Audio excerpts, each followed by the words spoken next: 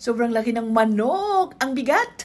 Hey there, fellow foodies! Welcome back to our weekly grocery shopping adventure. This weekend, we're heading to the market to stock up on all the essentials and maybe even some indulgences. So, grab your shopping list and let's get started. First up, we'll be picking up some fresh produce. We're going to go for a mix of fruits and veggies, so we can whip up some healthy and delicious meals throughout the week. Next, we'll be hitting the dairy section for some milk, yogurt, and cheese. Moving on, we'll be selecting some protein-packed items like chicken, fish, and maybe some tofu for our vegan friends. Don't forget the grains and legumes for some hearty meals. Finally, we'll be browsing the snack aisle for some treats to enjoy during the week. We'll also be picking up some pantry staples, like canned goods, pasta, and sauces. That's it for our grocery shopping rundown. We hope you found this helpful and inspiring. Don't forget to follow and subscribe for more grocery shopping tips and recipes. Thanks for tuning in and happy shopping. Hey there, food lovers! Welcome back to our channel.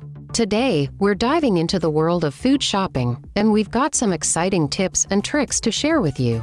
First up, let's talk about planning. Before you head out, make a list of what you need. This will not only save you time in the store, but also help you stick to your budget. Speaking of budget, don't be afraid to use coupons or look for sales. Stores often have great deals on certain items, so keep an eye out. When it comes to shopping, always try to stick to the perimeter of the store. That's where you'll find the freshest produce, meats, and dairy products. And remember, buying in bulk can be a great way to save money, but make sure you have enough storage space at home. Lastly, don't forget to take advantage of the store's loyalty program. These programs often offer exclusive discounts and rewards, so sign up and start earning. Thanks for tuning in, and we hope these tips help you make the most of your food shopping experience. Don't forget to like, subscribe, and follow us for more delicious content. Happy shopping, everyone! Ito siyang organic. Organic cucumber. Ayan ang hahaba. Yan. Ba tayo ng pumpkin? Monster pumpkin. Para sa Halloween. Ito, iba din pumpkin na ito. Malaki. Pero hindi siya nagugulay, di ba? Hindi ito nagugulay, di ba? Hindi. Healthy, healthy, healthy. Healthy, healthy, healthy, healthy. Healthy. I want the bigger ones.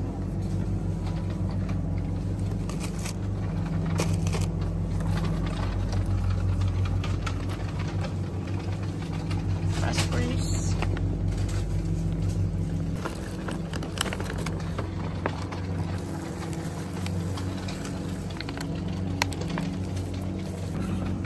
Hi guys, ang tawag po dito ay figs. Ito ay masarap at matamis na prutas. So guys, dito naman tayo sa mga karne, chiller ng karne. Dito mo makikita yung big chunk of beef and lamb and other cuts. Dito naman, separate yung isda sa kabilang chiller naman. Kumuha ka ng ano, isda? Salmon? Walang, may isda pa ba tayo doon? O yung streaky bacon nung bata. Kuha ka na. Ito, ito yun, no? Yan ang gusto niya. Ayaw niya yung ano.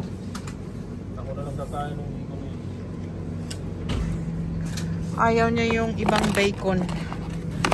Ito lang ang gusto niya. Strict. Silang mga damit. Oh, ayan. Mga pajamas. Mura lang, oh.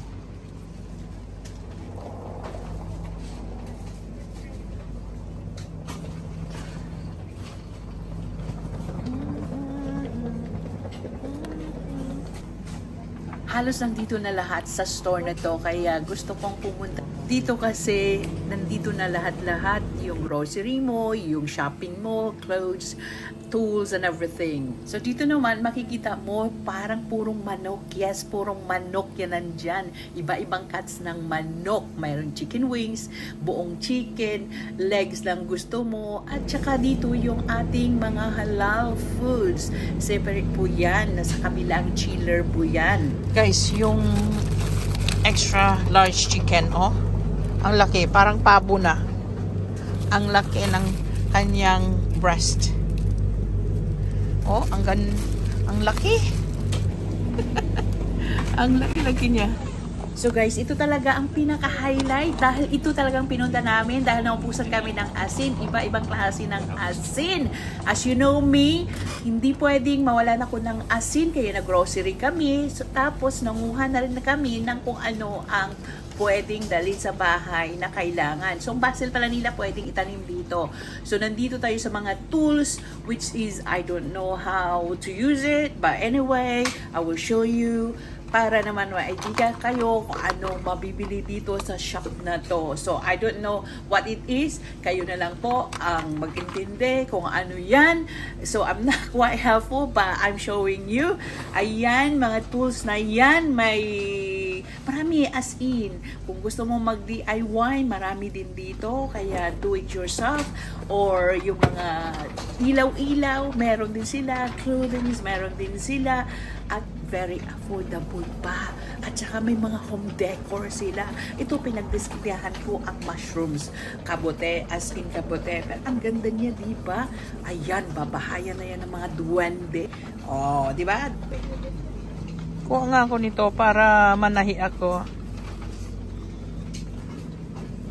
Ewan ko kung ito maganda o hindi. Kasi nasa ano na siya, bobbin. Ang ganda. Ewan ko kung gusto ni MJ to.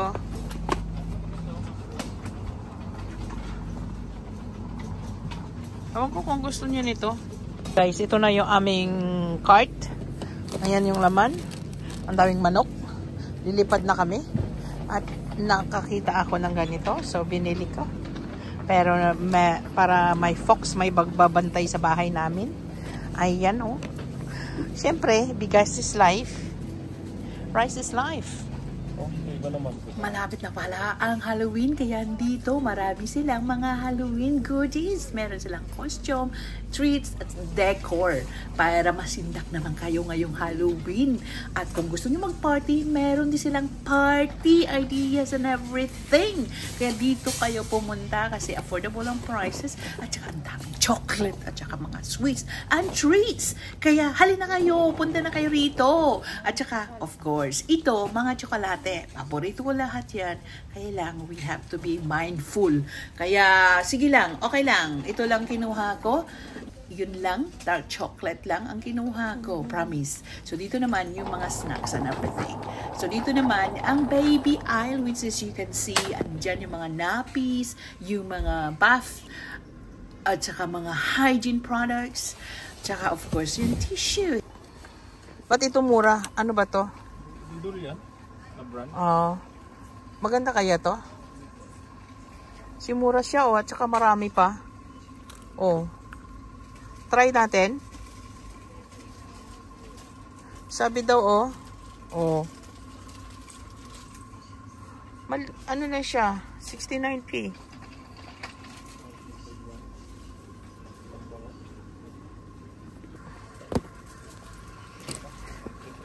Guys, kumuha lang.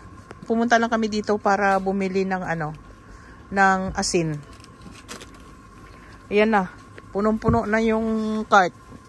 Asin lang yung pinunta namin dito. Ito guys, subukan ko kaya ito para gumanda naman tayo at maging healthy. How about this one? It's a prank! Dito naman ang panglaba. At dito naman yung mga inumin. Kung gusto nyo maglasing, pwede. Kaya hindi tayo bibili niyan dahil wala na tayong budget para dyan.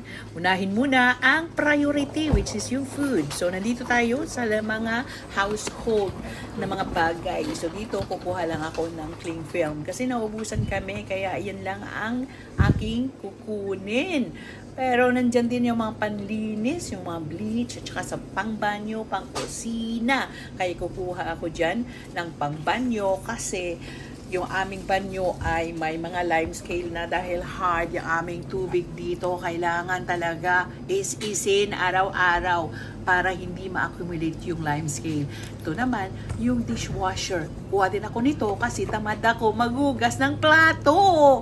Ngayong winter na. Kaya yun, dito naman yung mga frozen goods. Nandito lahat, chicken, pasta, at meron din dito kung ano-ano pa. Kami mabibili. Ito yung nabili ko. Diba?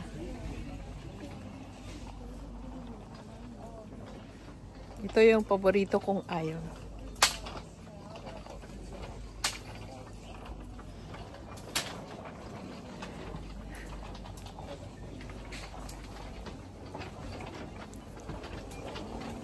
Kami nilang binibili. Mas mura kasi dito kumpara sa iba. Ay maraming taong namimili dito. Meron din palang in-store bakery yung shop na to. Kaya marami tayong tinapay ang pwedeng mabili dito at fresh pa. So ito na nga ang aming napamili. So magbabayad ka ngayon ng parking. So scan mo lang dyan. Nagbayad na. So it's free parking para. So ito na yung pinamili. Ayan. Isang drachma.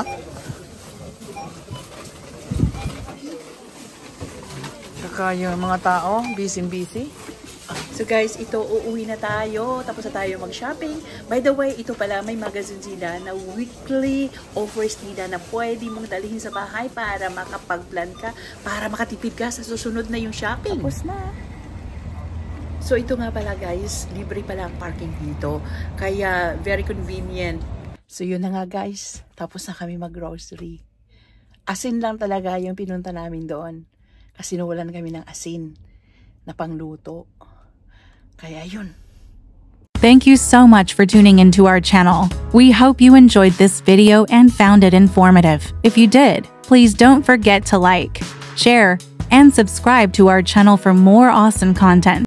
Bye guys! See you again soon! Bye for now!